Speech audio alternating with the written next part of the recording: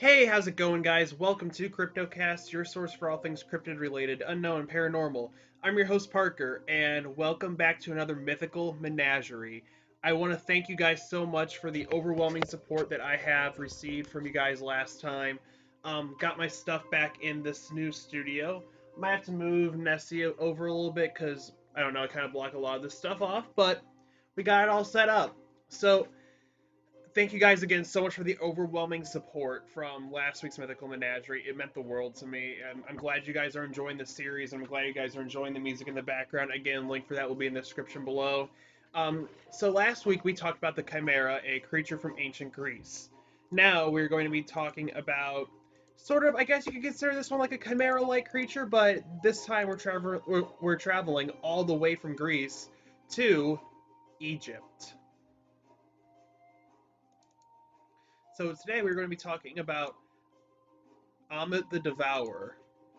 Now, she was honestly feared so much in Egyptian mythology. Um, let's find a good spot right here. So Ammut the Devourer, she was respected. She wasn't really worshipped per se. She was more of a demon of sorts. So Ammut the Devourer, she had the head of a crocodile, the the upper half of a lioness and the bottom half of a hippopotamus. Now, some scholars believe that Ammit was portrayed this way because that those were the three things that the Egyptians feared the most: crocodiles and hippos in the Nile, and lions along the banks as well. So the three top predators that the Egyptians were scared of, they were all put together to create Ammit the Devourer. Now, even though she was a demon, she worked alongside of the god Anubis, um, who weighed the feather of truth or the feather of Ma'at. You can call it either one, against the deceased's heart. And if the feather weighed more than the heart, the person got to continue on to their journey into the afterlife.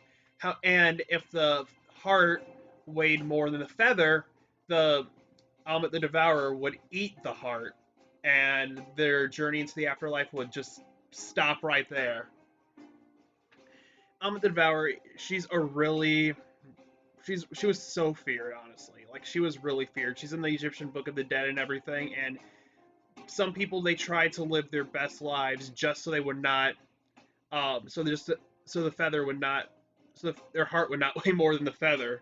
They were so freaked out of her, um, for obvious reasons. She is horrifying.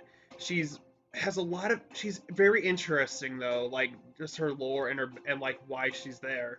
But they feared her so much. She was like, probably they feared along the lines of like invoking the wrath of the gods and the pharaoh. And the pharaoh was treated as a god as well, so they feared her so much. And I know I say that a lot, but they were terrified of her. Not just because of what she was capable of, but because of her appearance and what she was known to do as well. She was very powerful, very ferocious, unforgiving. Every time that heart came down, she just snatched it right up and ate it with like no remorse or no hesitation. She just snatched that heart and ate it right up. So she was very, very, feared and respected. Um, but yeah, no, that's really all that I got in Amit the Devourer. Um, yeah, she was just really, really, um, she was she was a force to be reckoned with. Honestly, I had to think of the right words, but that is Amit the Devourer. Um, just a little, just a little summary of her. Um, I'm not sure. I think there may be a little bit more to her, but I can't remember that off the top of my head. If there is, I will look into it more, and we will come back to her again at some point. I would like to come back to some of these guys again at some point, much like the Chimera, because there is more to the Chimera than meets the eye, and I think it would be cool at some point just to do revisited episodes of these. Um, but yes, that is Amit the Devourer. So if you guys like this video, be sure that like button. You can dislike it if you dislike it. I heard if you dislike this video, Ammut the Devourer, she won't eat your actual heart, but she'll eat a heart-shaped box of chocolates that you were going to get from your lover for Valentine's Day. If you don't want Ammut the Devourer to eat your heart-shaped box of chocolates, the only way to keep her at bay is to hit that like button. Also, guys, if you're new, please please consider hitting that subscribe button and become a member of the Crypto Crew today. It always means the world to me. It's a growing family, and I really do appreciate the support, guys. If you choose later on, like Parker, I'm not really a big fan of your videos anymore. You can always unsubscribe. It's totally cool. It's always free, so you can always do that. But yes, please comment below, guys. Tell me what other mythical creatures you would like me to cover in the future.